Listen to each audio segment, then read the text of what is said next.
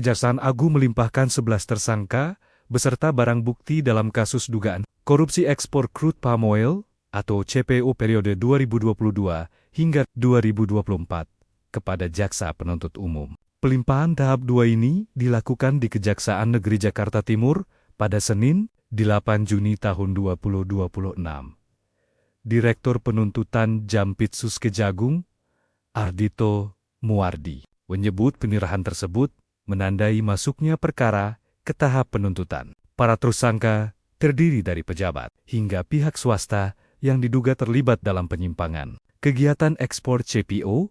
Kejagung menegaskan seluruh tersangka akan segera menjalani proses hukum sesuai ketentuan yang berlaku. Dengan pelimpahan ini, kasus korupsi CPO resmi berlanjut ke persidangan. Stok batubara hingga saat ini masih dalam kondisi aman untuk ketersediaan listrik di tanah air. Kementerian Energi dan Sumber Daya Mineral menjamin stok batubara untuk pembangkit aman. Sekretaris Jenderal Kementerian Energi dan Sumber Daya Mineral Ahmad Erani Yustika memastikan stok batubara hingga saat ini masih dalam kondisi aman untuk ketersediaan listrik di tanah air. Bahkan Erani menyebutkan pemerintah terus melakukan rapat dengan jajaran direksi PLN. Ia juga membantah adanya potensi krisis pasokan batubara seperti yang pernah terjadi pada 2022, di mana harga batubara di pasar global lebih menggiurkan ketimbang dalam negeri dan pengusaha lebih memilih ekspor ketimbang memenuhi kebutuhan dalam negeri. Terus ya dengan direktur-direkturnya juga gitu. Saya yakin mereka yang lebih memiliki informasi untuk mengenai hal itu. Ada kekhawatiran kayak Januari 2022 kok yang KOP-nya cuma 5 hari batubara. Enggak, insya Allah sih enggak. Insya Allah sih enggak. Dipastikan ininya. Kan Pak Menteri kemarin kan sudah menyampaikan pernyataan kan yang gitu. Udah hasil yang semalam dengan PLN berarti bakal gitu. Ada tindak lanjut dari PLN gitu. Hari ini katanya ada rapat lagi Pak Dirjen Kadrik dengan Kepala Badan Gizi Nasional Nani SD yang mengatakan masyarakat mampu tidak akan lagi mendapat MBG. Hal ini dilakukan untuk efisiensi anggaran makan bergizi gratis. Aku mau nyiapkan bahan nih. Jadi efisiensinya apa aja, Bu? Iya, iya. Begitu. Iya, penerima manfaat. Sambil berjalan. Sambil dapat lagi MBG begitu Bu atau yang mampu? Maksudnya yang mampu, yang kaya. Yang kaya nanti tidak dapat lagi. Jadi penerimanya siapa saja Bu? Bapak Penerima manfaat ini. Jadi nanti misalnya ya sekolah-sekolah kaya. Sekolah-sekolah kaya. Iya, sekolah-sekolah kaya itu. Selain itu apa lagi Bu? Terus kemudian iya itu kan jalan ibunya kasih jalan. Seneng banget. Jalan, Itu yang dibahas apa lagi? Gimana Bu? Ini kan belum besok dibahasnya. Maaf kasih jalan. Belum. Katanya besok sore. Pemerintah India secara resmi memberlakukan pembatasan ketat terhadap pembelian bahan bakar minyak di SPBU retail demi mencegah risiko kelangkaan pasokan domestik. Kebijakan ini darurat dipicu oleh gangguan rantai pasok energi global akibat eskalasi konflik militer di Timur Tengah serta adanya lonjakan permintaan dari sektor industri.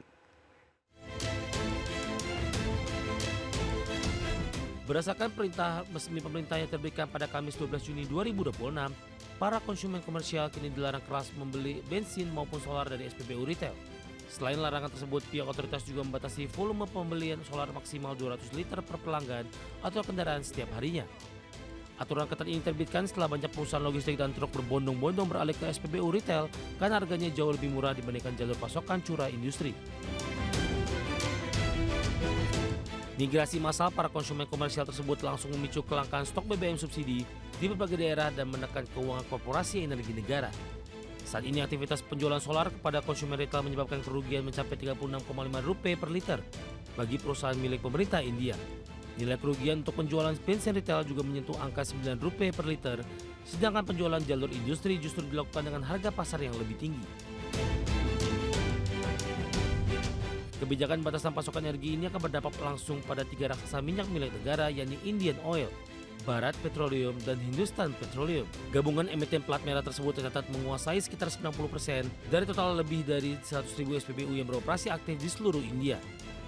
Adapun pihak otoritas menegaskan ketegangan militer antara Amerika Serikat, Israel, dan Iran menjadi alasan utama pemberlakuan regulasi yang dirancang berjalan selama maksimal 90 hari ke depan.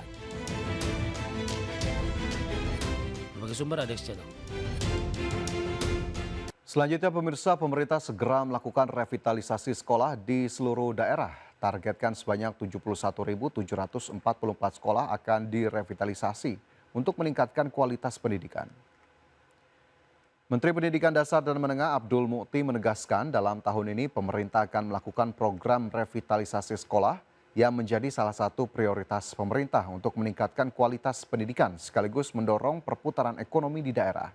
Dalam program prioritas perbaikan sarana dan prasarana pendidikan di tahun 2026, pemerintah telah menyiapkan anggaran sebesar 14 triliun rupiah untuk dialokasikan merevitalisasi 11.744 satuan pendidikan. Pemerintah sendiri berencana menambah cakupan revitalisasi hingga 60.000 sekolah, sehingga total sekolah yang akan direvitalisasi sepanjang 2026 mencapai 71.744 satuan pendidikan.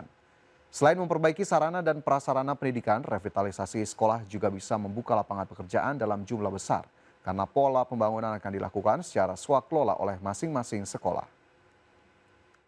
Dengan anggaran yang sudah disetujui DPR 14 triliun, itu mengalokasikan untuk 11.744 satuan pendidikan, dan insya Allah akan ada tambahan 60.000 satuan pendidikan, sehingga tahun ini kami akan melakukan revitalisasi untuk 71.744 satuan pendidikan di seluruh Indonesia, semua jenjang mulai dari taman kanak-kanak sampai dengan tingkat SLTA. Kami sampaikan juga bahwa program revitalisasi ini tidak hanya berkaitan dengan peningkatan mutu pendidikan, tapi Juru bicara Kementerian SDM Dwi Anggia memastikan untuk menjaga agar tidak terjadinya pembengkakan subsidi dari peralihan konsumsi BBM jenis Pertamax ke Pertalite, pemerintah akan melakukan pengawasan secara ketat di lapangan. Hal tersebut dilakukan agar memastikan penggunaan BBM bersubsidi tepat sasaran dan menjaga kuota BBM bersubsidi tetap bisa terpenuhi masyarakat dengan menjaga kondisi fiskal negara. Itu juga fakta yang tidak bisa dipungkiri bahwa akan ada kemungkinan besar pergeseran. Tadi kami sudah berdiskusi dengan Dirut Pertamina Patraniaga dalam 2 hari ini apakah sudah ada pergeseran. Alhamdulillah tidak terlalu besar shiftingnya, mungkin dari Pertamax Turbo ya di atas ke Pertamax saat ini, dan antisipasi mitigasi pasti dilakukan. Misalnya saat ini untuk akses BBM subsidi kan menggunakan QR ya. Walaupun mungkin banyak juga oknum-oknum yang mengakali ini, namun pemerintah, Menteri SDM sudah meminta untuk Pertamina dan juga pihak terkait untuk meningkatkan pengawasan di bawah. Tapi yang paling penting, nggak semuanya harus diawasi, itu yang paling penting kesadaran dari masyarakat yang tumbuh. Mana yang haknya, mana yang bukan haknya, itu sih yang lebih penting, agar kita bisa sama-sama survive. Karena memang kondisi... Imbas naiknya harga BBM non-subsidi Pertamax, para pengendara menyerbu Pertalite. Akibatnya sejumlah SPBU mulai kehabisan stok bensin.